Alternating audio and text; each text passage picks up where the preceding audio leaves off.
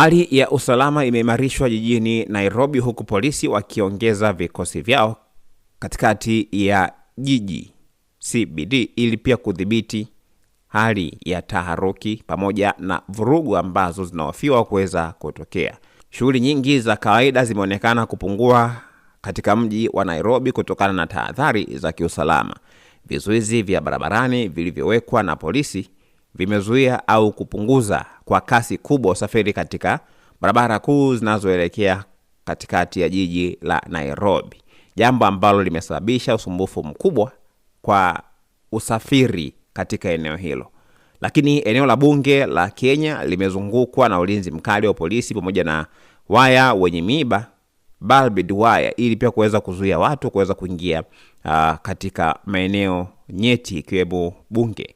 Vizuizi vya polisi pia vimewekwa katika maeneo ya Ongata, Rongai, Waiyaki Way pamoja na Thika Road, huku pia magari yakikaguliwa na baadhi ya njia kufungwa au kudhibitiwa matumizi yake.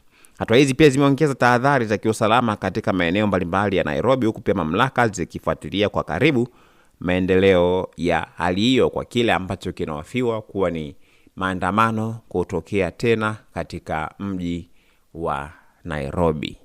Haya, tutakuwa tunakupa taarifa kutokana na kile ambacho kinaendelea kutokana na hali hiyo ya tahadhari kubwa ambayo imeripotiwa katika mji wa Nairobi nchini Kenya.